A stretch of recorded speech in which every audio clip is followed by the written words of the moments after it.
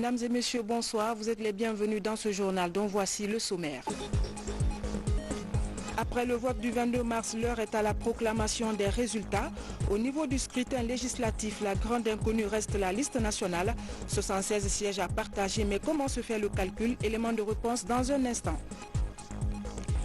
L'application des mesures d'urgence sanitaire ne sont pas respectées par endroits par les conducteurs de tricycles. Qu'encourent les réfractaires à cette mesure, le ministre de la Sécurité et de la Protection civile apportera des précisions dans ce journal. Enfin, agriculture, la riposte à grande échelle se met sur pied pour freiner les dégâts des chenilles légionnaires d'automne. Pour réussir ce système d'alerte, des motos sont mises à la disposition des agents de la protection des végétaux.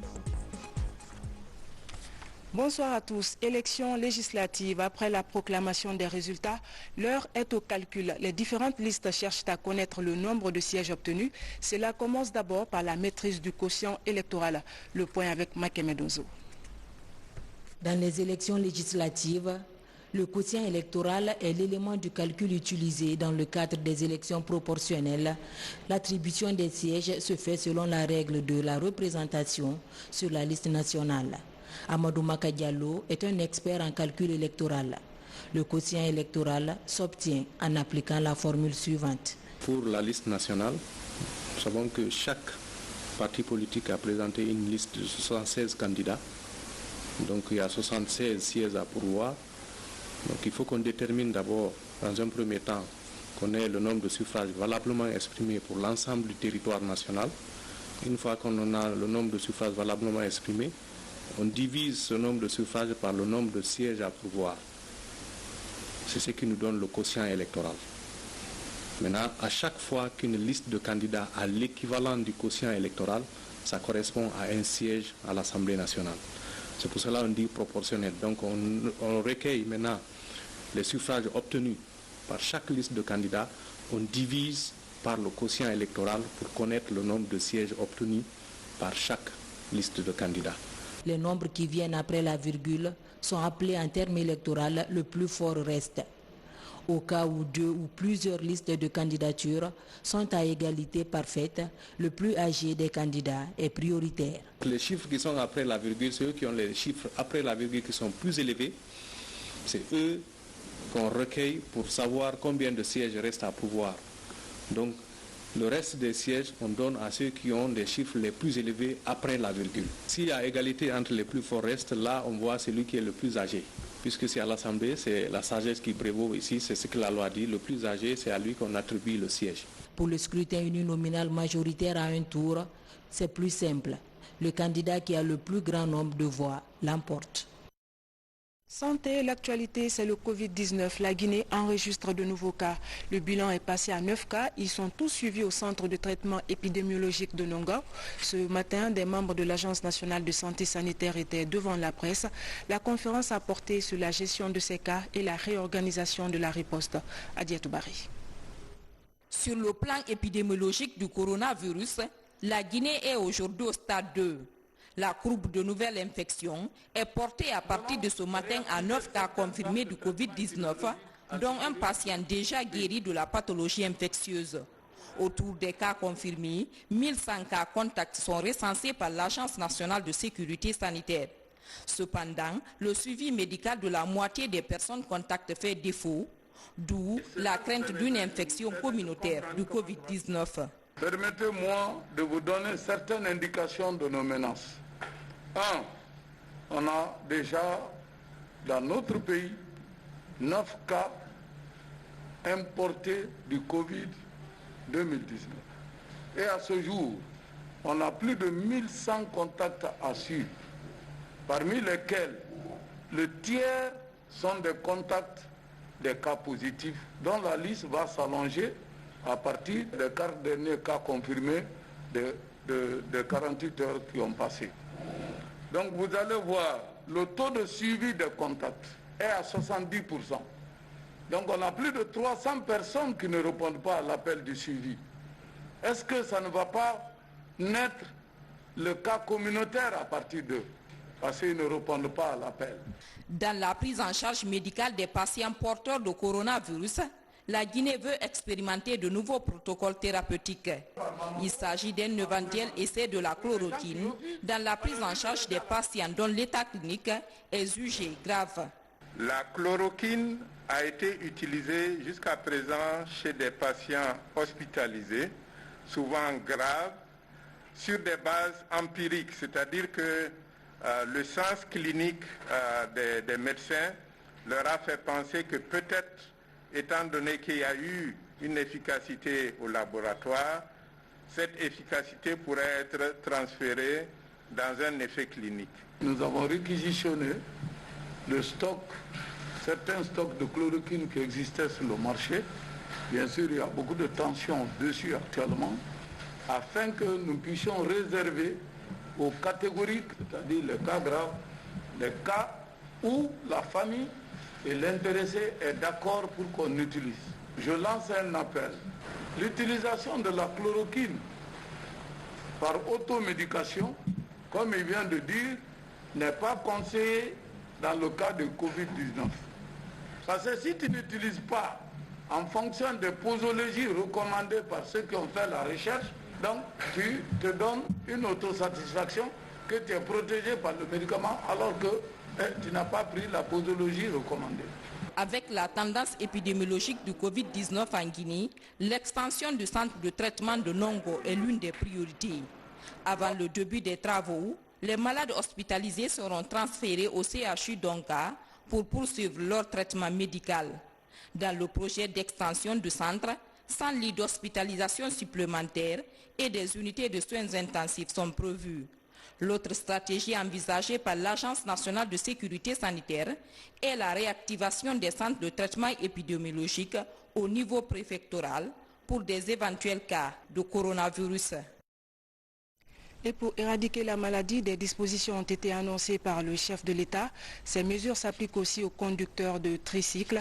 Ils veulent bien respecter la mesure, mais décident de redéfinir leur plan tarifaire. Les prix sont fixés de façon fantaisiste. Reportage Alphaïsia Gaba.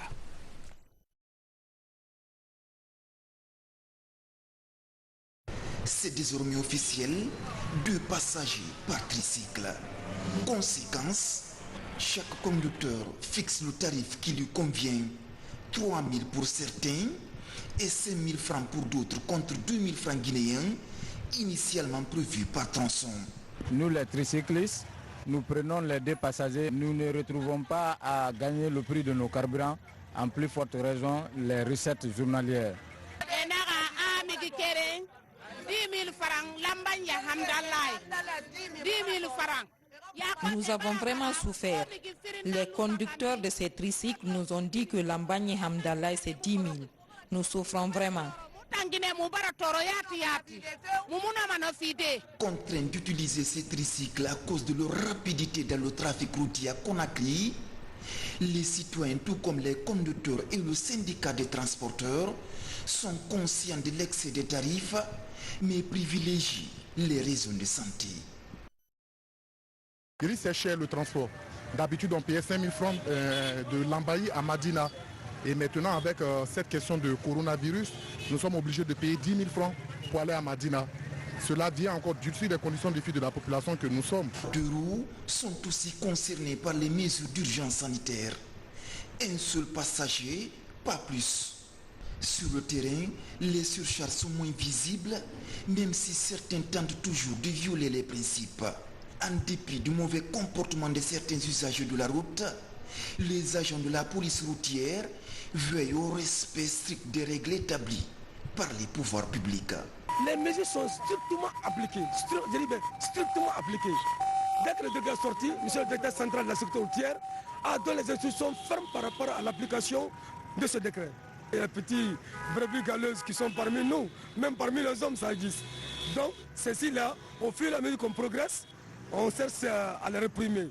Catégoriquement opposé à l'augmentation fantaisiste des tarifs du transport urbain, la Direction nationale des transports terrestres compte prendre des dispositions en faveur du respect des tarifs officiels.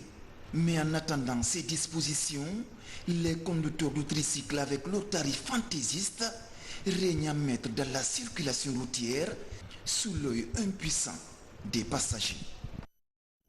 Pour apporter plus de précisions sur l'application des mesures prises par le chef de l'État, je reçois comme invité ce soir le ministre de la Sécurité et de la Protection civile d'Amantan, Albert Camara. Bonsoir, monsieur le ministre. Bonsoir, madame. Monsieur le ministre, qui doit faire respecter ces mesures? Alors, déjà, chacun d'entre nous, c'est une question nationale, c'est une question de conscience, c'est une question de solidarité, de patriotisme et surtout de responsabilité. C'est d'abord à chaque Guinéen de faire respecter pour lui-même et pour son entourage ces différentes consignes qui ont été dictées dans le décret du président portant état d'urgence sanitaire. Ensuite, nous espérons ne pas en arriver à être obligés d'imposer ces mesures, d'abord par mon ministère bien entendu, mais par tous les services en charge de la sécurité nationale, en charge du maintien de l'ordre, du respect de l'ordre, parce que les Guinéens se seront eux-mêmes appropriés ces mesures et nous souhaitons vraiment ne pas être obligés de sévir pour en arriver là. Si les textes qui nous gouvernent ont prévu, que ce soit dans le code de santé publique ou le code pénal, des dispositions servant à sanctionner ceux qui ne respectent pas certaines dispositions sanitaires, c'est bien parce qu'on a conscience que ça pourrait être difficile, mais qu'on est obligé de sévir parce que ce sont des mesures nécessaires. De quels outils disposez-vous, monsieur le ministre? D'abord, des outils traditionnels, les agents qui se déploient. Vous avez la routière, mais pas que. Vous avez également des services de l'immigration, s'agissant des voyages. Vous avez la police, l'OPROGEM pour ce qui concerne d'autres domaines. Vous avez également la gendarmerie pour ce qui est la race campagne et les différents départements, que ce soit celui du transport, de la santé, de l'administration du territoire. Vous avez des outils juridiques. Vous prenez le code pénal en son article 881 qui peut aller jusqu'à 3 ans d'emprisonnement pour quelqu'un qui, parce qu'il ne prend pas les mesures nécessaires, propage une maladie contagieuse. Donc, sincèrement, il faut que les Guinéens s'approprient cet élément et que ces mesures-là et que chacun respecte à son niveau ce qui doit être fait. Mais de quoi dispose réellement la police? Écoutez, nous avons des outils que nous utilisons au quotidien. Les moyens? Vous avez les moyens qu'il faut pour ça? Alors nous les demandons, nous en sollicitons. Bien entendu, l'Agence nationale de sécurité sanitaire va nous appuyer, le gouvernement également. Je dis encore, c'est d'abord de la persuasion. Avant d'en arriver là, nous sommes en relation avec votre département, celui de la communication, pour mieux sensibiliser en français, mais surtout en langue nationale, avec des émissions qui vont y être consacrées. Et c'est l'occasion pour moi de lancer un appel à toute la profession, à tous ceux qui communiquent, pour relayer ce message du président de la République, relayer ces mesures et faire de telle sorte que tous les Guinéens acceptent de s'y soumettre. Monsieur le ministre, au niveau de l'aéroport, il est annoncé que certains voyageurs ont donné de fausses informations sur leur domicile. Comment faut-il faire pour les suivre? Alors, là encore, j'en appelle à la responsabilité des uns et des autres. Il y a un système qui est mis en place et qui fonctionne d'abord sur le principe de la confiance et de l'honnêteté. Donner des renseignements exacts sur où on est, qui on est et permettre aux gens de venir faire ce contrôle, c'est la moindre des choses si on n'est pas dans une logique où on veut transmettre cette maladie et permettre qu'elle se propage. Donc, des recherches sont effectuées. Vous avez des services qui sont spécialisés dans la localisation des personnes. Nous espérons ne pas avoir besoin de les utiliser, mais nous sommes capables de retrouver qui que ce soit si jamais cela relève de la santé publique. Merci, monsieur le ministre, d'avoir répondu à notre invitation. Merci bien. À Kissidougou, pas de cas de Covid-19 pour le moment et la situation devrait rester ainsi. Au niveau préfectoral, des mesures sont envisagées pour le contrôle des véhicules et des passagers. Tous les points d'entrée sont surveillés. La mairie et les autorités sanitaires ont également décidé de joindre leur engagement aux efforts de lutte. Reportage Abdoulaye Diallo. Barando, porte d'entrée dans la commune urbaine de Kissidougou. Ici, la température de tous les passagers est contrôlée avant de les soumettre au processus de lavage des mains. L'opération est exécutée par les agents de santé et les services de sécurité de la préfecture.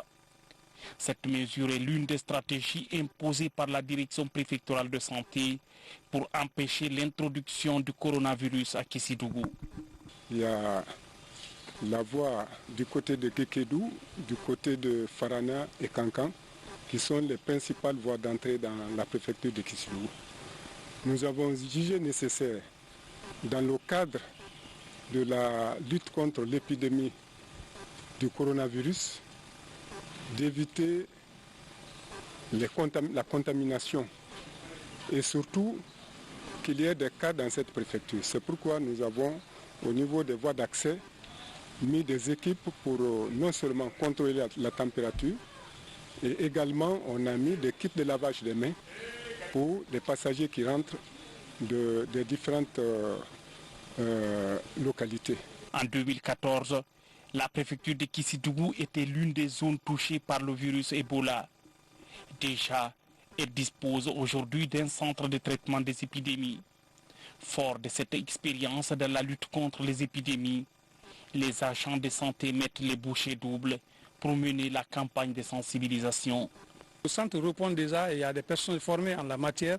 Lorsqu'on a un cas suspect, automatiquement, il est admis chez nous ici. Après, bien sûr, l'accueil ici, le triage où on va l'admettre et le traitement continue en fonction des symptômes que le malade présente. En dehors de ça, nous faisons maintenant les prélèvements qu'on va acheminer directement à Conakry, accompagné d'une fiche de notification et on informe la surveillance épidémiologique. De par le passé, c'était ça, c'est ce qui nous a permis vraiment d'agir vite et on a pu maîtriser l'épidémie virus Ebola. On a commencé déjà à installer les kits de lavage de mains et partout, à la rentrée et dans les services et même dans les communes et dans les quartiers. Et même les chefs de service, on les a dotés des kits de lavage de mains pour qu'ils puissent utiliser ça dans leur propre famille. Du côté de la mairie de Kissidougou, l'heure est à la distribution des kits sanitaires. Ici, les conseillers communaux veillent au respect des règles d'hygiène prescrites pour la lutte contre le Covid-19. Tous les chefs de quartier sont informés par rapport aux dispositifs d'hygiène à prendre et aussi de stopper les salutations, les prières à la mosquée et l'église. Alors donc la sensibilisation va continuer. Tous les visiteurs sont flashés à la rentrée à travers le thermoflash. Et aussi il y a un dispositif de lavage des mains. Aussi en rentrant au bureau, nous sommes encore flashés. Donc tout ça c'est pour réduire les risques de contamination. Mais aussi on ne s'est pas limité là. Nous venons de mettre à la disposition du marché, du grand marché, 5 kits de lavage des mains qui vont être placés à la rentrée du marché. Dans les gares routières, tout comme dans les marchés, des tueurs publics multiplient la sensibilisation, non seulement sur les modes de contamination, mais aussi sur les moyens de prévention. Enseignement supérieur, quel rôle comptent jouer les chercheurs dans la lutte contre cette pandémie? Au cours d'un entretien avec le ministre de tutelle ce week-end, ils ont annoncé leur engagement total à poursuivre les recherches scientifiques en vue de trouver un remède. Le compte rendu de cette rencontre avec Francis Coulier. Les structures fêtières des institutions d'enseignement public et privé devant leur ministre de tutelle.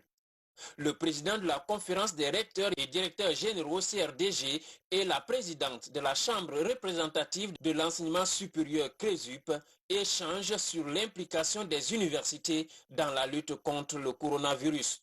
Les universités peuvent apporter un appui dans le domaine de la sensibilisation parce que les universités renferment des cadres qui peuvent assurer cette sensibilisation. Donc il y a l'appui à la sensibilisation. Il y a l'appui aussi aux soins, parce que nos universités abritent des facultés de médecine qui peuvent intervenir aussi dans les soins. On a mis des kits dans l'ensemble des institutions d'enseignement supérieur privé. On a mis des thermoflash en place, mais aujourd'hui on est en train de réfléchir encore dans une plus grande perspective, dans le sens de mettre en place une cellule de communication et de sensibilisation via les réseaux sociaux, via des plateformes que nous sommes en train de mettre en place en synergie avec le ministère et l'ensemble des institutions. Les centres de recherche scientifique et ceux de documentation ont un rôle majeur à jouer pour sortir le pays de l'impasse. Le souvenir de l'épidémie d'Ebola montre que les prélèvements qui ont abouti à la confirmation de ce virus hémorragique venaient de nos laboratoires de recherche. Nous avons expliqué le contexte dans lequel se trouvent les centres de recherche, mais aussi nous avons dégagé les espoirs et les attentes, disons, que les centres de recherche formulent à l'endroit de nouveaux ministres. C'est l'enseignement supérieur qui a les laboratoires de virologie, de bactériologie et d'épidémiologie. Personne ne pourra le faire à notre place, c'est notre mission. Nous avons pris l'engagement devant Monsieur le ministre d'être au front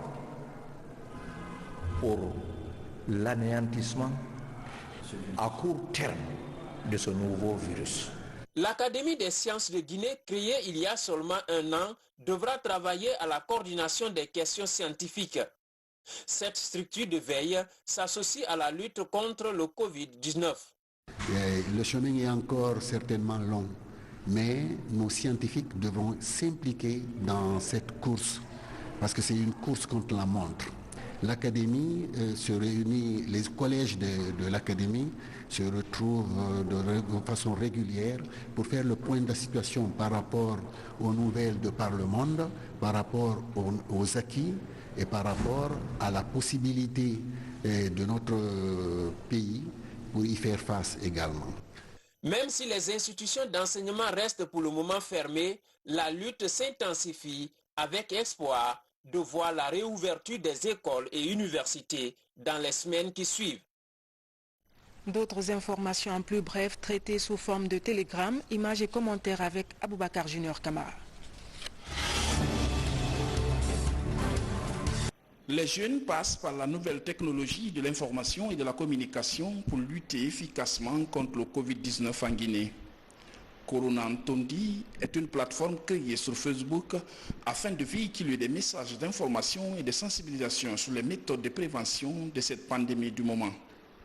À travers cette plateforme, une vaste campagne a pu mobiliser des recettes qui a octroyé un important lot de kits de prévention au grand marché de Matoto et de Kaloum. Plusieurs personnes de bonne volonté ont contribué financièrement pour la mise en œuvre donc, de cette action d'achat de 500 kits et nous continuons donc notre collaboration entre nous et avec toutes ces personnes pour mener une campagne de sensibilisation efficace et qui permet vraiment aux Guinéens d'adopter les gestes barrières et de contrer ce virus. La Guinée est résolument engagée à lutter contre la propagation de cette pandémie. Les lieux de loisirs sont sécurisés même s'ils sont vides du monde. Comme ici à la Blue Zone de Kaloum, une batterie de mesures est prise. Nous avons pris les mesures élémentaires, c'est-à-dire obliger toutes les personnes qui rentrent dans les Blue Zones à se laver les mains. Et on prend la température aussi avant de les laisser accéder. Et puis on a arrêté toutes les activités qui réunissent du monde, comme suivant les recommandations qui ont été faites par les autorités. Et puis nous attendons aussi s'il y a d'autres mesures qui sont prises par les autorités pour qu'on puisse les appliquer à la lettre. La jeunesse de Sidikila, dans la sous-préfecture de Balandogouba, a désormais une nouvelle maison des jeunes. Cet édifice est baptisé Général Toumani Sangaré, directeur général des douanes. Inaugurée il y a quelques mois, elle est équipée par des chaises, des appareils de sonorisation et de groupes électrogènes. Ce geste devrait permettre de divertir les jeunes et faciliter l'épanouissement de la jeunesse de Sidikila. À Sidikila, l'autonomisation des femmes rurales tente de devenir une réalité. Avec ces matériels offerts par le coordinateur des ressortissants de Mandiana, elles pourront désormais développer leur activité et booster leurs revenus.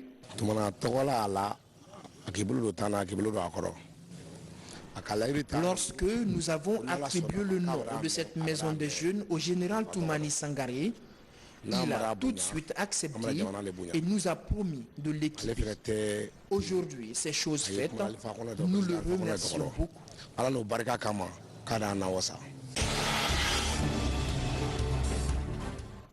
Dans l'actualité encore, le paiement des primes d'incitation à l'AB, c'est la deuxième opération dans la région. Beaucoup d'heureux au sein du corps enseignant. Cette prime résulte d'une négociation entre le gouvernement et le syndicat de l'éducation. Reportage Mohamed Alpha Baldé. Mesures sanitaires obligent, kit de lavage des mains, respect de la distance d'1 mètre entre les citoyens. Les enseignants de l'AB reçoivent en toute sécurité leur prime d'incitation. Pour cette deuxième opération, le cas des directeurs en situation de classe est désormais pris en charge. Je puis vous dire à ce moment que tous les cas que nous avons signalés lors de la première paie, c'est-à-dire lors de la paie de la prime d'incitation du mois de janvier, presque tous les cas ont été pris en compte. Ce sont entre autres le cas qui concerne les directeurs d'école chargés de classe qui n'avaient pas été pris en charge au départ, mais qui ont été pris cette fois-ci. Tous les enseignants, disons, tous ont repris le chemin de l'école. Ce n'aurait été les congés qui ont été donnés récemment. Et vous avez constaté que les écoles étaient bourrées d'élèves et tous les enseignants avaient répondu. C'est un sentiment de satisfaction parce que cette fois-ci, je vois que le problème est réglé. Ma prime, je vous ai déjà montré. Et je suis content, je remercie l'État et le professeur Alpha Condé d'avoir pensé aux enseignants. Donc les directeurs ont mis sur la liste, je prierai l'État à faire face à leur situation aussi. C'est sûr que l'État comprend la situation de tous les enseignants de Guinée et finira par régler pour tout le monde. Selon les distances, les primes vont de 600 à 1 300 000 francs guinéens. La remise de ces moyens supplémentaires au corps enseignant est source de motivation et d'encouragement. J'invite tous les personnels enseignants à être effectivement en classe. La Guinée a besoin d'eux. Ils doivent s'acquitter leurs devoirs parce qu'il s'agit d'enseigner nos enfants l'avenir de demain. Aujourd'hui, le calme est revenu dans les salles de classe avec le retour massif des enseignants un peu partout dans le pays. Les cours se déroulaient normalement. Cependant, la situation sanitaire mondiale oblige une pause de 2 semaines renouvelable dans l'ensemble des écoles du pays.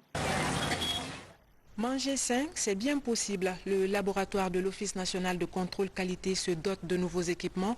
Ils servent notamment à améliorer les conditions de contrôle des produits agricoles. Falilou Diallo. C'est la toute première fois que l'Office national de contrôle de qualité de Matoto bénéficie de nouveaux équipements depuis sa création. Composé d'équipements de chimie, de microbiologie et autres lots de matériel métrologie. Ils viennent ainsi renforcer les capacités opérationnelles dans le contrôle des aliments. Avant ces équipements, le peu qu'on avait, on donnait le maximum pour couvrir le marché et pour la protection du consommateur guinéen. Les nouveaux équipements arrivent au bon moment, puisque avec l'affaire de pandémie là même, on est à mesure d'apporter encore beaucoup plus qu'avant. Avec le laboratoire physico-chimie de 9 salles et 6 pour le laboratoire microbiologie, l'ONSECI possède ainsi des équipements de dernière génération pour effectuer ces différentes analyses.